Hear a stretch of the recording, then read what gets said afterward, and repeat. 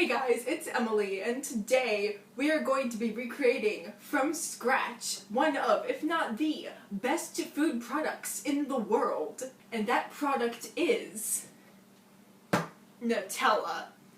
The reason why I picked Nutella is because I think it tastes great. I love putting it on my toast for breakfast. And it's very expensive, so I can't get the original stuff all the time, so I figured, hey, let's make it myself. Just a note, the recipe that I am using is not of my original creation. I did not come up with this myself. This recipe I found on the Glenn and Friends Cooking YouTube channel. I will leave a link in the description and the end card. I would wing it, I would make my own recipe, but I would make a completely terrible product and burn the house down. So using a recipe that I found online is the better option. There is one thing about the recipe that I found that I am changing, which I will be mentioning very soon. Or I guess right now. The ingredients you need to make Nutella are 400 grams of hazelnuts, 3/4 cups of white sugar, 250 grams of semi-sweet chocolate, and 250 grams of milk chocolate. This is where I made the change. I am using 495 grams of milk chocolate and 5 grams of dark chocolate because that's all I had available. And all the milk chocolate is Hershey Kisses. You will also need an entire stick of butter, so 1/2 cup of butter, room temperature, 1 cup of heavy cream, 2 teaspoons of vanilla extract, 2 teaspoons of hazelnut extract, and 1/2 teaspoon of instant coffee to bring out the chocolate flavor, as if there wasn't enough chocolate already. Your first step is to preheat the oven to 300 degrees Fahrenheit, which I just did a minute ago. Then you're going to take your lovely hazelnuts and spread them over a baking sheet so you can toast them. Just take a look. Oh yeah. Oh yeah, we're getting somewhere. You then put the hazelnuts in the oven for 6 to 8 minutes to toast them. And it's very careful that you don't burn them, because you don't want burnt hazelnuts in your Nutella. That sounds very disgusting. Also, while they are toasting, it is best that you periodically shake the tray a little bit. So it's been about 6.5 minutes. Supposedly the hazelnuts should be done toasting. Let's find out, shall we?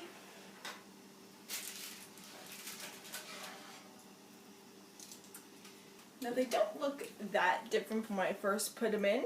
They do look a bit darker though, you can see a few darker ones right there.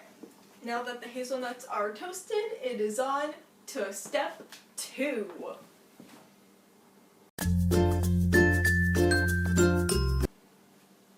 Step 2, you're going to put the hazelnuts into a strainer and then use another strainer on top of the first strainer and shake over a garbage can to get the shells of the hazelnuts off.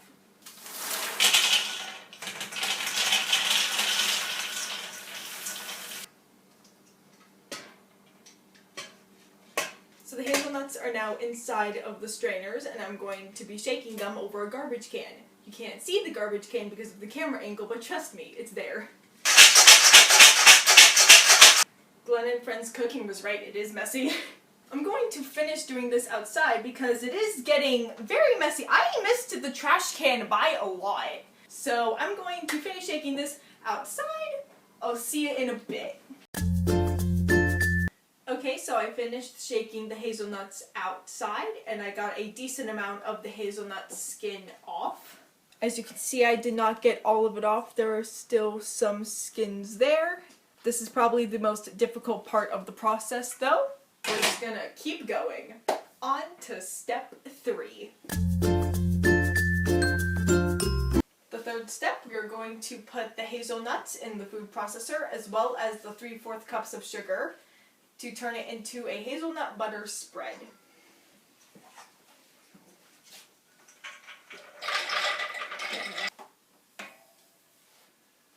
Now that the hazelnuts and the sugar are in the food processor, we set it on low. And we'll gradually move up to the highest setting. It's gonna take up to 20 minutes, by the way. So I just turned off the food processor, and the hazelnut butter is looking pretty good. Looks really smooth. On to step 4. Next, we're going to melt the chocolate and the butter in a glass bowl in the microwave for 15 seconds at a time, and then whisk, and then putting it back in until the chocolate and butter become completely smooth. The reason why we have to do this is because Hershey melts really weird in the microwave.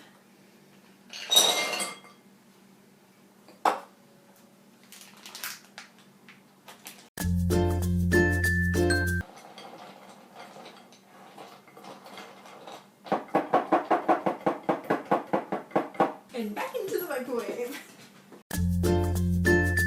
Alright, now that we have our chocolate melted, or as melted as it's going to get, we are going to whisk in the rest of the ingredients. The heavy cream, vanilla and hazelnut extracts, the instant coffee, and then last but certainly not least, the hazelnut butter.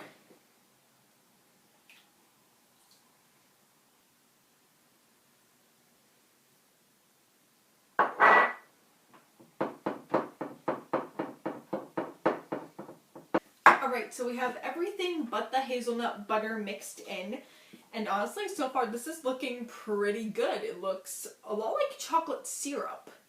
At first I was worried that it was going to be really chunky because the melted Hershey Kisses looked really chunky, but after adding everything else, it looks pretty good.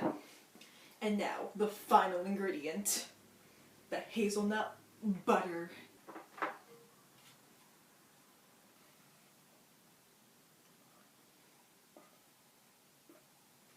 Also, I'm going to add that the hazelnut butter itself is actually pretty good. Now we're going to whisk the hazelnut butter into the chocolate to complete our mixture.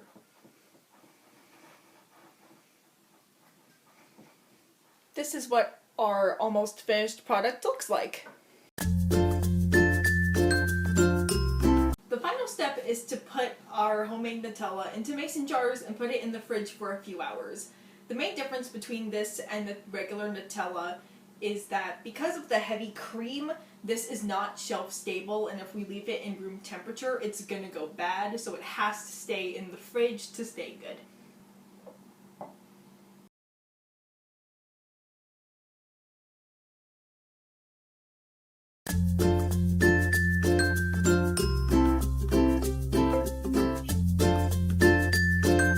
Challenging part of this process was roasting the hazelnuts and shaking the skin off of them. When I was first shaking them, it was really difficult to get the skin off, and it was taking a very long time. I figured the hazelnuts weren't roasted quite enough, so I had to put them in for a bit longer, and even then, when I shook them again, it took a long time, and as you saw earlier, there was still skin on a good amount of the hazelnuts. There were two surprising things about this process. The first one was how hard it was to get the skin off the hazelnuts and roasting the hazelnuts in general. I was told it was going to be a difficult process, but I was like, nah, it can't be that hard. I was incorrect. The second surprise is a good one. Hazelnut butter in itself is pretty good. If I were to do this again, I would definitely make one change, which could be a possibility of 3 changes.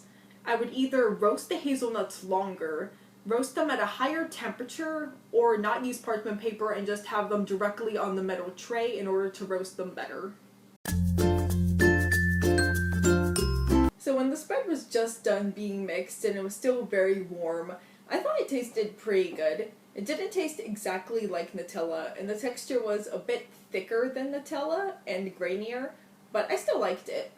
After spending a bit of time in the fridge, I tried it again, and once again, it still does not taste like actual Nutella, but it's a lot smoother than before, and it still tastes pretty good. I wouldn't put this on toast like I would regular Nutella, but I still do like the taste. I'd probably eat it like by itself, straight out of the jar. I'd say I'm pretty satisfied with the product, and I would make it again.